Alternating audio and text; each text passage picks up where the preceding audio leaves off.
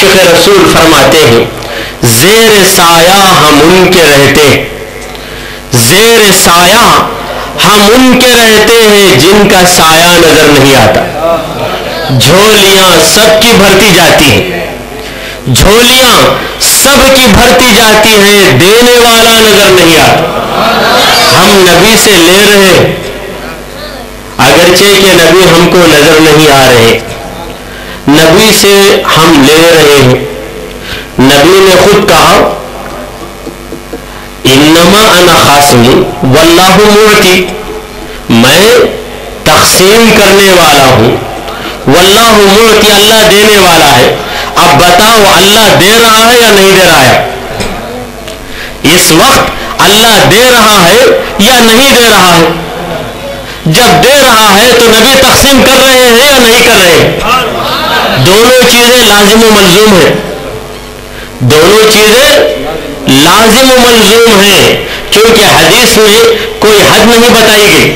میں جب تک دنیا میں رہوں گا تب تک تقسیم کروں گا، ایسی تقیید یا ایسی حد بندی حدیث کے اندر نہیں کی گئی ہے.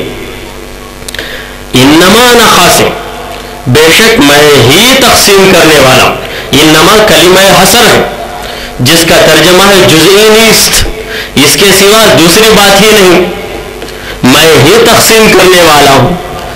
آپ تقسیم کرنے والے ہیں یا رسول اللہ، کیا آپ خدا ہیں؟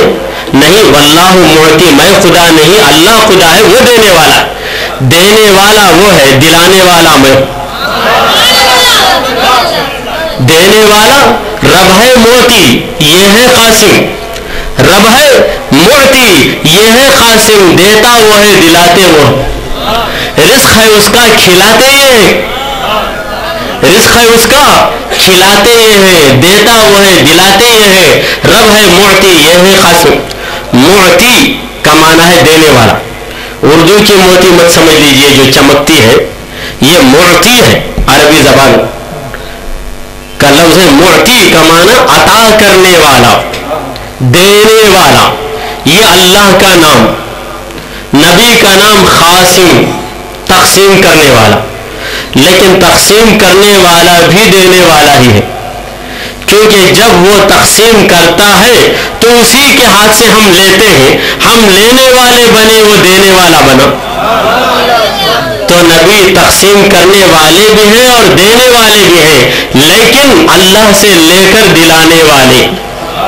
یہ ہے ہمارا عقیدہ، اور ہمارے عقیدے کی تائید حدیث کر رہی ہے.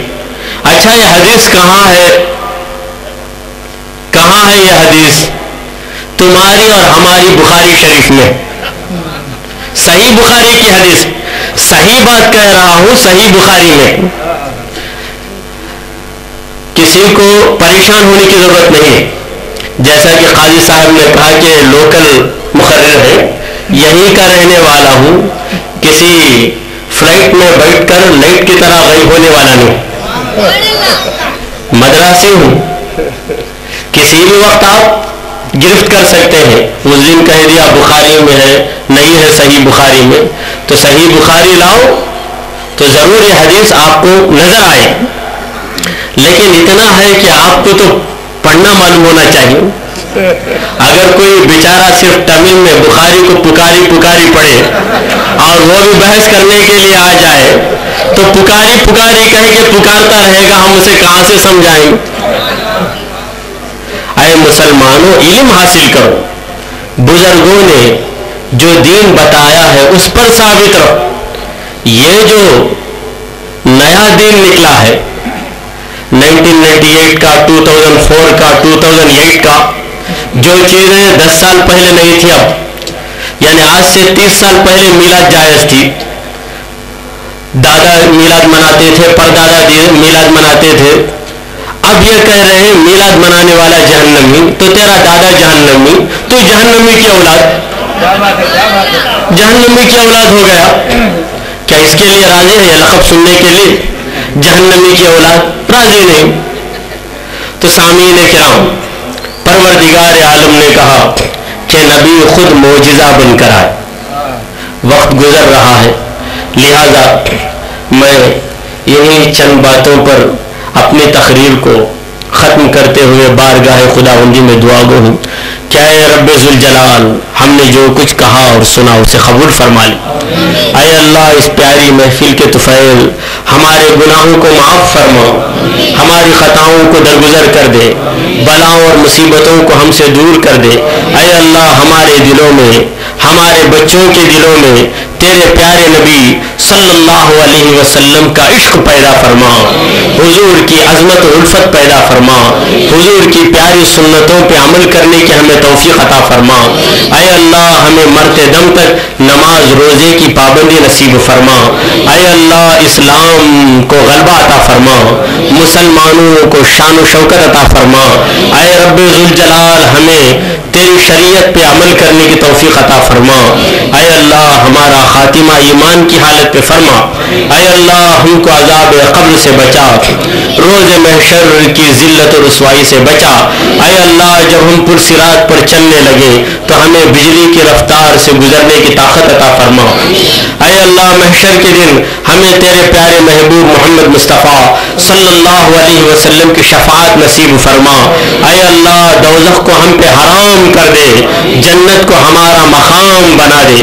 وصلی اللہ تعالی علی خیر خلقہ سیدنا و مولانا محمد وعلی آلہ واصحابہ اجمعین برحمتک یا ارحم الراحمین والحمد للہ رب العالمین.